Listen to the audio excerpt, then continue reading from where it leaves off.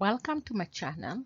Today we are going to talk about the community of inquiry framework, which was devised by Garrison and his team in 2001.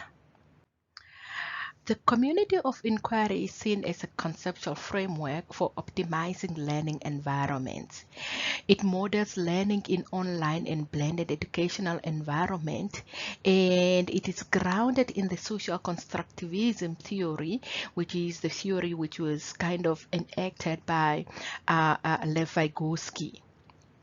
So it assumes effective learning in higher education requires the development of a community of learners that support meaningful inquiry. So it supports meaningful inquiry through or by learning in the community of learners.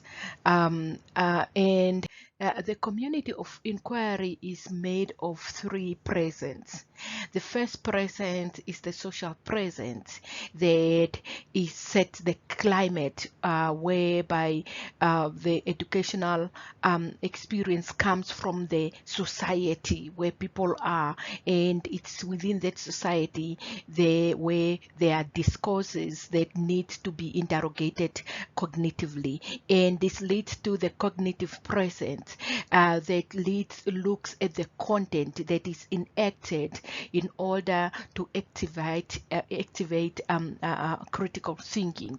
And critical thinking is enabled by the teaching present that provides the structures and the processes of learning in learning. So let's look at the social presence. A social presence is seen as the ability of the participants in a virtual community, like online, where you are learning to see themselves as social and as emotional being, having an ability to perceive one another as real people, and then interacting with others in open communication or in group cohesions.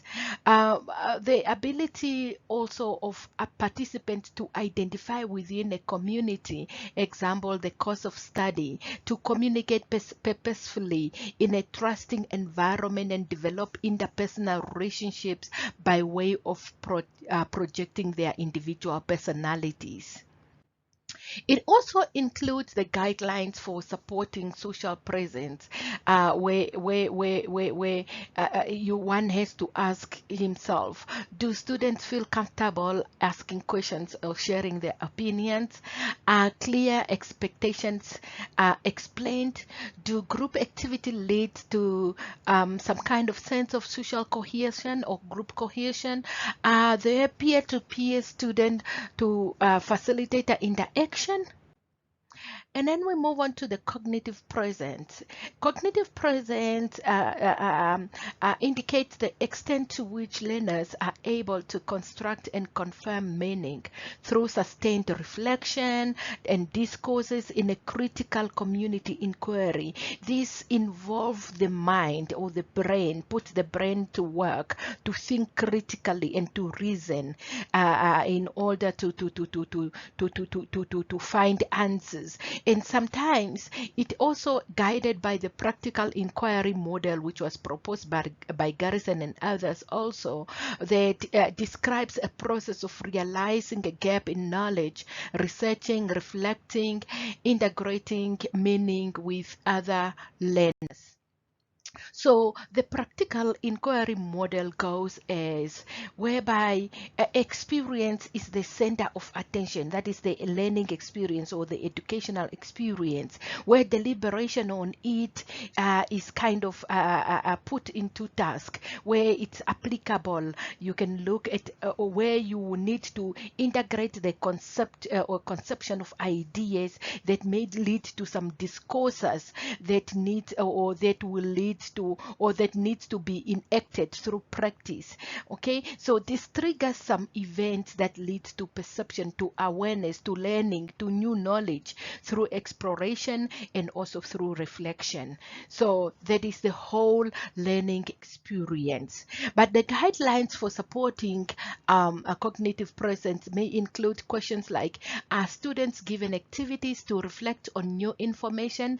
Do you pick students' interest in a topic? Do you guide students towards learning about a topic? Do learning activities help students to construct a solution or an understanding? The teaching presence, which is the last one, involves the design, facilitation, and direction of cognitive and social processes. They are now put together for the purpose of realizing personal, meaningful, and educational worthwhile learning outcomes. So the teaching presence is a significant determinant of student satisfaction. Did they learn something? Did they perceive learning? Did you build a sense of community or learning community, or an effective one, So it looks at those central parts or aspects of critical thinking in an online or blended learning. And it sometimes, or to some extent, it may involve direct instruction, and in online online learning, that's what we can call also virtual learning.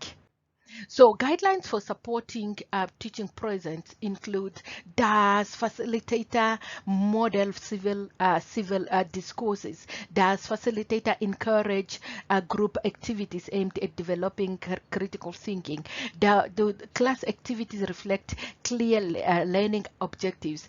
Does the facilitator keep students on task? Does the facilitator encourage students to resolve problems as group? So those are your three teaching presence, or I mean 3 presences that are guided or encapsulated in the COI framework.